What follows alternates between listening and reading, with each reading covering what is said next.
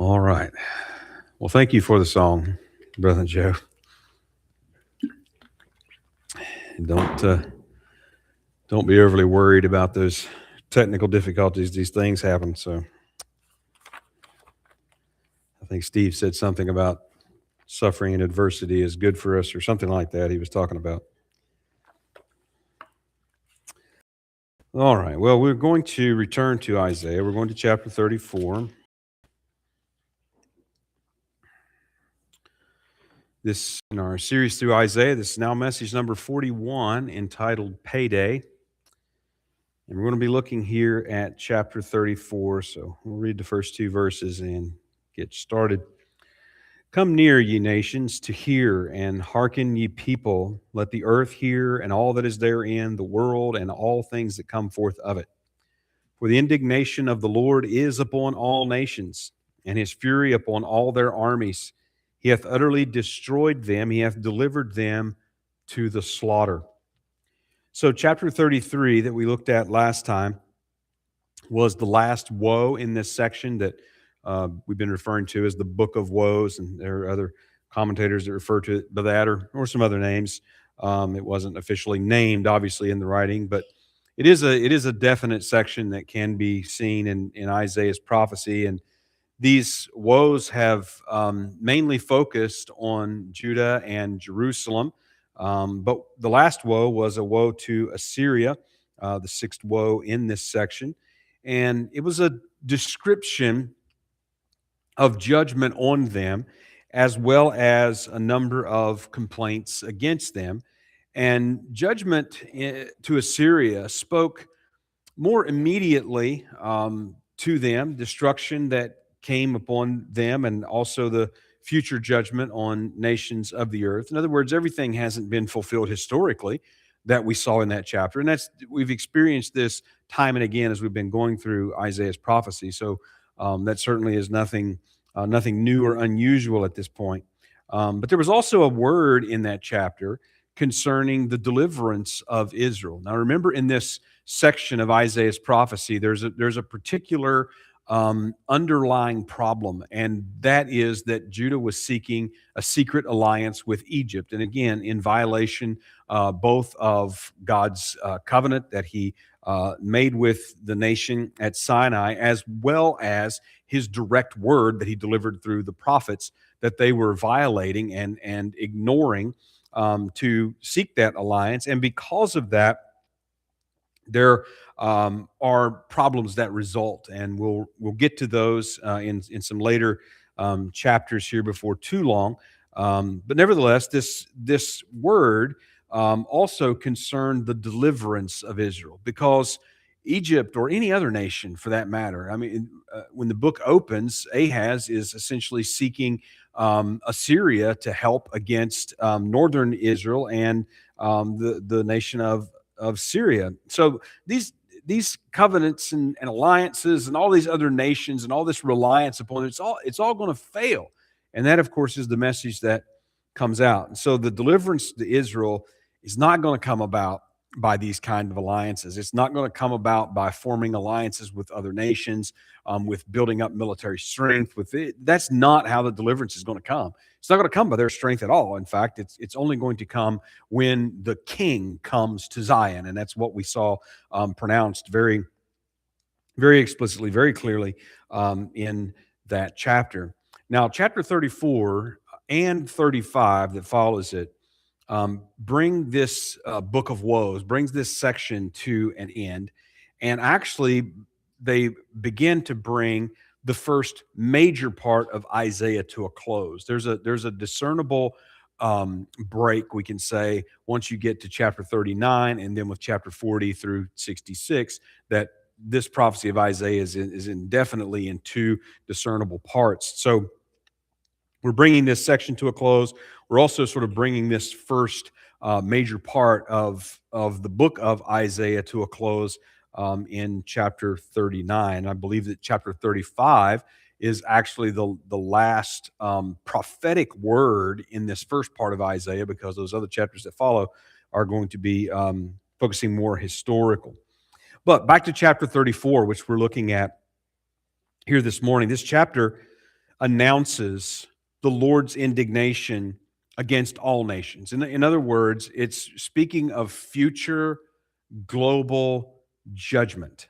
This is not the general course of history where maybe certain nations have been afflicted at certain times. This is a judgment coming upon all nations. There will be none on the earth that will be um, exempt from it. The nation of Edom gets a mention in this chapter specifically by name, but that doesn't necessarily restrict the scope, because once again, you can see that everything that's said here is not or has not necessarily come to pass pertaining to Edom traditionally. But the nation of Edom that descended from Esau was a traditional enemy of Israel. A source of hostility existed between them. And oftentimes, when you're reading in prophecy, you will see the nation of Edom being used sort of as almost as a representative, sort of as a placeholder of the nations, particularly that oppose and are hostile toward Israel. And we see some function like that in this chapter as well. Now, the prophecies in this chapter also greatly emphasize the universal scope and the finality of judgment that is coming.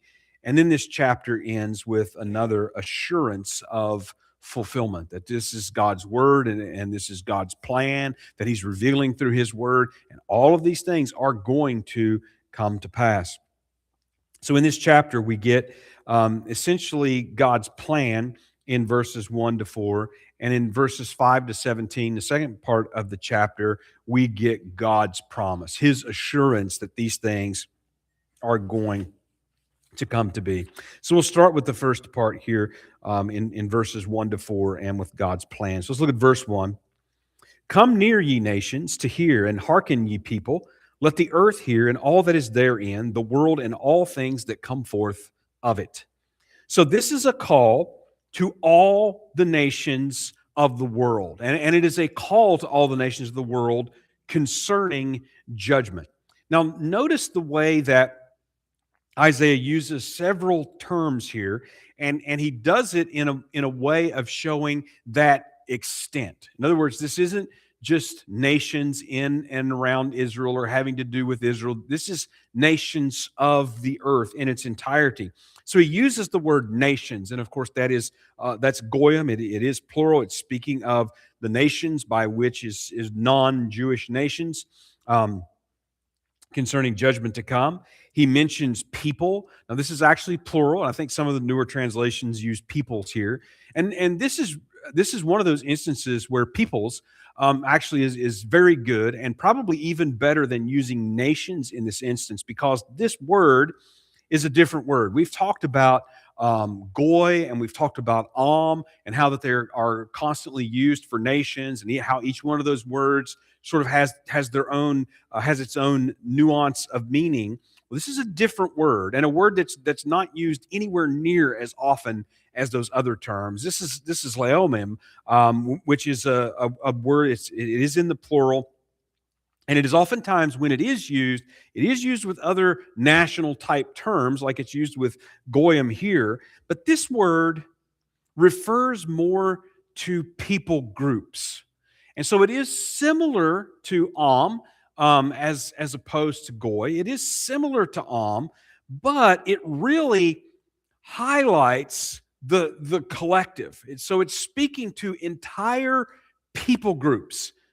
Ye people. So again, that's a very good translation and conveying of the meaning of the term that is being used. And it's a much more rare. It's not used anywhere near as often as these other terms, but it is used in some places. And so that's the meaning. It's like people groups. All you people groups, you nations, all you people groups of the earth.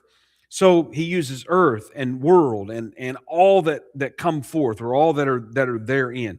So again, he is obviously going to great lengths to emphasize universal scope of judgment that involves all the inhabitants of the earth, all the creatures of of the earth, all the nations, all the people groups, everything on the earth, and it's a message, therefore, of global judgment. Now, we don't want to overlook the fact that this message of global judgment is certainly not unique here. It's not unique to Isaiah, but we've already seen it in Isaiah back in chapter 26. Ezekiel speaks similarly in chapters 38 and 39. Daniel in Daniel chapter 7, Joel in Joel chapter 3, Zechariah in chapter 12 and chapter 14, and even to Revelation in chapter number 16. So this message of this future judgment that is spoken of, if it's given any sort of description as far as extents are concerned, then it is a global judgment. It's coming upon all nations of the earth. Again, it's not a long progress of history and various things happening to various nations. It is a judgment that's going to be poured out in a time upon all the nations of the earth. Verse 2 says, "For the indignation of the Lord is upon all nations, and his fury upon all their armies. He hath utterly destroyed them. He hath delivered them to the slaughter." Now, indignation refers to the outpouring of anger, and his fury, a hot and fiery anger. This is describing the wrath of God. And Isaiah has been very careful also, as we have noticed, that he has noted that God has wrath against all sin. And it's part of the reason why we have seen woes to Israel and woes to Judah, because they're not exempt. God has wrath against all sin, against all sinners, against all evil, against all of those in unbelief. And so that message is just the same to them as it is to others. And again, this is directed, as you can see, upon all nations. Now, we get specific mentions of armies, which is a condemnation of the sinful use of military force for oppression and conquering and sorts. And these terms of war also demonstrate their resistance against God, their resistance to Him. And used in the past tense here, that He has utterly destroyed them and He has delivered them to the slaughter. Used in the past tense is sometimes referred to as the prophetic perfect tense, when something is spoken of as if it's already happened, though it hasn't yet, but it's spoken of in that way because that's speaking to the certainty that it's going to happen. In other words, this is God's plan, this is God's purpose, and so it's going to happen. And so in that sense, it's spoken of as if it already has happened. Now, this word for delivered them to the slaughter, the word that's used there actually has the idea of appointing, appointed to. I think some translations have given this devoted. They're devoted to slaughter. It has the idea of being committed to it. God has already appointed them to this slaughter, is what is being said, this judgment that is coming. Verse 3 says, "Their slain also shall be cast out, and their stink shall come up out of their carcasses, and the mountains shall be melted with their blood." Now, this is a very graphic image when you think about what's being stated here, quite disturbing image, but it highlights, once again, the mass nature of this judgment. And so when we get visions of this time, visions of this future judgment, and we get any sort of graphic descriptions of this time of judgment, then what we find that at the end of this present age, this judgment comes, and there will be mass slaughter. Mass slaughter to the extent, again, it touches all nations of the earth, and to the point that there are just simply countless piles of corpses on the ground. Now, we've already experienced this. We've already seen this in Isaiah. Ezekiel speaks similarly. Psalm 110 speaks similarly. Revelation 19 gives us a similar description. So we get descriptions of the imagery of this time. That's the sort of imagery that we are given, that there is going to be a mass slaughter, a mass killing of human life in this time because of the judgment of God. And in verse 4, "And all the host of heaven shall be dissolved, And the heavens shall be rolled together as a scroll, and all their hosts shall fall down, as the leaf falleth off from the vine, and as a falling fig from the fig tree. So this imagery here goes right along with what we have previously seen described as the shaking of heaven and earth. And so you can see it like the vine and the tree. So the shaking of the vine and the leaves falling off, the shaking of the tree and the fruit falling off. And this is further described in those sealed judgments in Revelation chapter number 6 and so forth. And so these are the kinds of signs that accompany this day of the Lord and the coming of the Lord and the coming of the Messiah. And so these are the kind of apocalyptic signs that the Jews were demanding of Jesus when they were demanding that he show them a sign, because if he was really the Messiah, then they supposed that he was there to enact this judgment on their enemies. So if he is the Messiah, then these things should be happening. And certainly the Romans should be being destroyed, and other nations and such, and Israel being planted in their land. That was their expectation. And they weren't wrong about that expectation. They were just wrong about how that expectation was actually going to be fulfilled. Because he had to die first. He had to come as a sacrifice first. He had to suffer first before that is going to happen. And that was something that they missed. Now, verses 5 to 17 give us now God's promise and really highlights his assurance, his certainty. And so in a way, you could look at chapter 34 as sort of being a summary of what has come before in this book of woes, and assuring that these things are going to come to be. So let's look at verses 5 to 7. For my sword shall be bathed in heaven. Behold, it shall come down upon Idumea and upon the people of my curse to judgment. The sword of the Lord is filled with blood. It is made fat with fatness, and with the blood of lambs and goats, and with the fat of the kidneys of rams. For the Lord hath a sacrifice in Bosra, and a great slaughter in the land of Idumea. And the unicorns shall come down with them, and the bullocks with the bulls, and their land shall be soaked with blood, and their dust made fat with fatness. Now, there's a lot of high imagery that is taking place in these particular verses. And the sword that's being referred to, this is a sword of God's judgment, obviously. That's what's being spoken of, God's judgment coming down. When it comes to down, or when it does come down, then it will be bathed, as it were, in blood, and will be full of fury because of the slaughter that it is going to wreak. Now, the Idumeans refers actually to the Edomites. These were descendants of Esau. They were just the perennial enemy of Israel. They were a very small nation, and they provide a contrast from the sweeping verses of the previous statement. So the nations and the people groups and all of the earth and all that come forth and all that live in it. And now we're down to Edom, which was in the scheme of things a quite small nation. And so there's speaking of the sword and all of this, it's expressing to us a deliberate and a precise action. In other words, it's not just sort of a detonate all button that's just going to blow everything up indiscriminately. God's judgment is very ordered, and it is very precise, and it comes as he directs and purposes. Verse 6 then begins to speak of the language of sacrifice, and it's comparing the Edomites to being a sacrifice. And sacrificial animals, of course, symbolically bore sins. They had to be slain.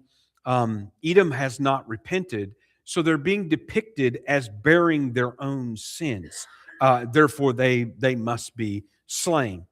And the animals, the various animals that are mentioned here, unicorns and so on, it's not entirely certain what is meant by some of these references. But what we do see is that their slaughter is certain. The scope of the sacrifice is described as filling the land with blood and the fat of animals. This sacrifice is going to be so thorough and so complete. Verse number 8. For it is the day of the Lord's vengeance and the year of recompenses for the controversy of Zion. The day of vengeance is the day of the Lord, the day of God's wrath. It's the day, the end of the age judgment that has been determined upon the whole earth. And here it is tied to retribution. It's tied to a vengeance, which is a revenging of some wrongs that are done. So it is a retribution for enemy opposition to God and to his nation. Zion, of course, is messianic. It is kingdom reference, referring to Jerusalem, referring to the place of his reign, referring also in case of the remnant and their persecution and oppression of those that are faithful. Verse 9, and the streams thereof shall be turned into pitch, and the dust thereof into brimstone, and the land thereof shall become burning pitch. Well, the destruction of Edom is presented to us in two different pictures here. One is a land that's just continually on fire. It's a burning, a perpetually burning land, which obviously refers to desolation, refers to the fact that it cannot be inhabited and is essentially good for nothing. And then it's the second image is that of a just a wild wilderness area, and it's only inhabitable by the wildest of animals, and even references that may well again be references to evil spirits and something of that nature.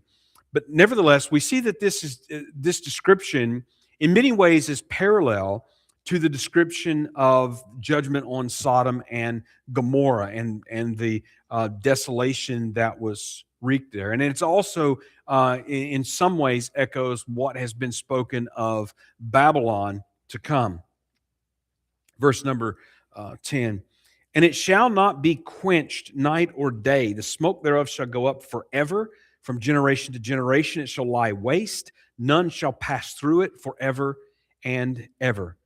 So Isaiah uses four different terms here to emphasize the continual nature, the continual desolation, how utter that this destruction will be. He uses night or day, uses forever, generation to generation, forever and ever, that this judgment is going to be a perpetual desolation. Now, we've already encountered this somewhat in some of the descriptions pertaining to the devastation to come to Babylon in that future time of judgment. And so we can see when we put these images together that it seems that there are some places upon the earth that even throughout the millennial reign and kingdom will not be inhabited. There will not be a nation in those particular lands because of this judgment. And in some ways, they will be as a memorial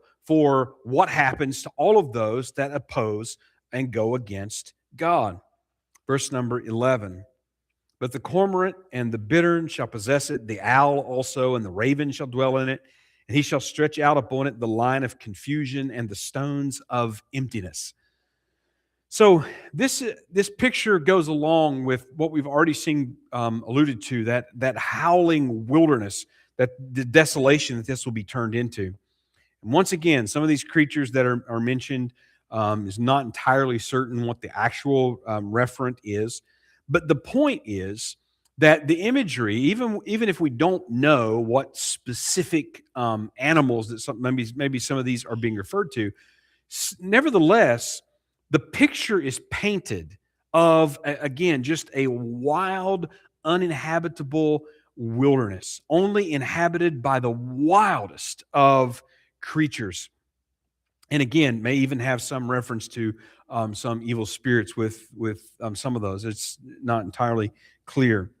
And stretching out this line, well, this is a term from construction, like a plumb line or some sort of a line by which you're measuring levelness, you're measuring length, you're measuring some boundary, whatever that the case may be. But what it refers to and what it's capturing is again God's deliberate actions in bringing this judgment. Any any builder that is skilled will use measurements and use lines and levels and all of these things in order to build a building that stands together, that it functions as a complete system to resist whatever forces that it needs to resist, so that it will stand. And those things don't happen accidentally. You don't just start in one corner and just start throwing stuff together and end up with a large building like this that actually joins together and stands. So that's the point. It's a deliberate, purposeful, planned, intentional action, this judgment that God is giving. Verse number 12, they shall call the nobles thereof to the kingdom, but none shall be there, and all her princes shall be nothing. So we've had these descriptions that refer to the land and how that it's going to be made desolate, uninhabited. And this reference to the nobles and the princes essentially is representing the complete undoing of this nation. So now referring to the people. So this destruction that is prophesied here will be so complete that there will be no reconstituting of this nation. There's going to be no rise of this nation. Again, that was said pertaining to Babylon in very similar ways. Verse 13, and thorns shall come up in her palaces, nettles and brambles in the fortresses thereof, and it shall be an habitation of dragons and a court for owls.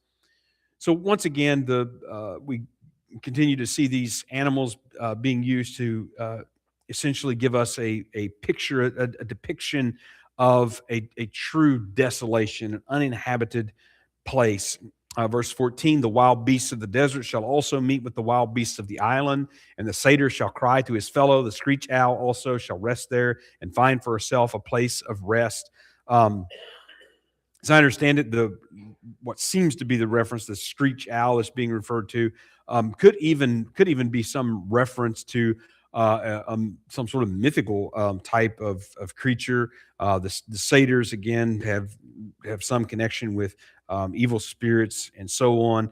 The description is a place.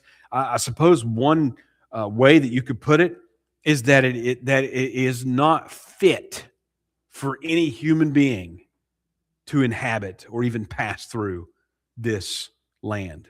That's how complete this picture is given us of desolation. And there in verse 15, there shall the great owl make her nest and lay and hatch and gather under her shadow. There shall the vultures also be gathered, every one with her mate. So again, this is the reference to everyone with her mate is kind of interesting. And it seems like that maybe it is a reference to like being after the flood. So after the flood and the animals are released, and there's only Noah and his family, and so the animals will disperse and go to places where no human beings are. So it does give us that kind of idea that this will be a place that will just be depeopled. There's be no habitation there for any other than the wildest of creatures, and maybe even the foulest. And then we get to verses 16 and 17 that bring this chapter to a close. And this is where we get an emphasis on the certainty of these prophecies being fulfilled. Verse 16, seek ye out of the book of the Lord and read. No one of these shall fail, none shall want her mate, for my mouth it hath commanded, and his spirit it hath gathered them. Now, this book of the Lord that is referred to refers to these prophecies that are given, and in different cases, prophecies will be given, and sometimes there's even an explicit command to write these things in a book, to write these down. And this again is gathering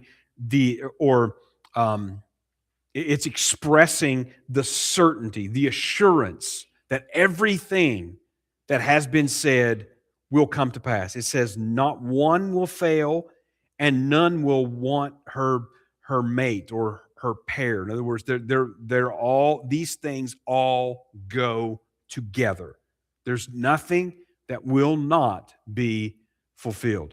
So, high imagery that has been used in this particular chapter, some things that the references are really just a little uncertain to us. Sometimes people get caught up on literal interpretation or figurative interpretation or symbolic type interpretation. The point is that even when we have figurative or symbolic type of language, the reference is corresponding to some reality. Something is going to happen that fulfills this. That again is corresponding to whatever the imagery is. Everything is going to be fulfilled. Verse 17, and he hath cast the lot for them, and his hand hath divided it unto them by line. They shall possess it forever. From generation to generation shall they dwell therein. So Edom, he's saying, is given over as a possession, and possession of all these wild animals that have been spoken of. So once again, even during that millennial reign, this is one of those places that will be desolate, will be perpetually desolate during that time, and will serve as a reminder, as a memorial of God's judgment. So by the end of this present age, at the end of this present age, God will bring unprecedented judgment upon the whole world. Unprecedented.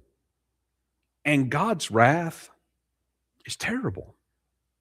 His sword essentially is depicted here as being hungry and will have to be filled to the full to satisfaction. This is one of those chapters that reminds us of why probably quite a number of people just don't like the Old Testament. But it's one of those chapters that remind us that no matter how bad that we think God's wrath and judgment is, we're not even close to reality of how bad that it actually is. And it's something that we do well to get some grasp of, that this is the wrath of God, that God has wrath against all sin. And it is a terrible and terrifying wrath that will be poured out. Knowledge of this future wrath, then, is something that should make us have some urgency about today. It's easy to get caught up in the cares of the day. And it's easy sometimes to lose sight of this very certain future that God has essentially given us double assurance, as it were, and he doesn't need to. If he says something, then he means it, and he's going to do it. But sometimes he even gives extra assurance to us that these things are going to happen. This is one of the examples of that. So we do very well to remember that these things have been prophesied. They will be fulfilled just as God has spoken, and how that should affect us today and tomorrow. And it's very easy to get wrapped up in the busyness of life, in the cares and the worries that we have for today, and to lose sight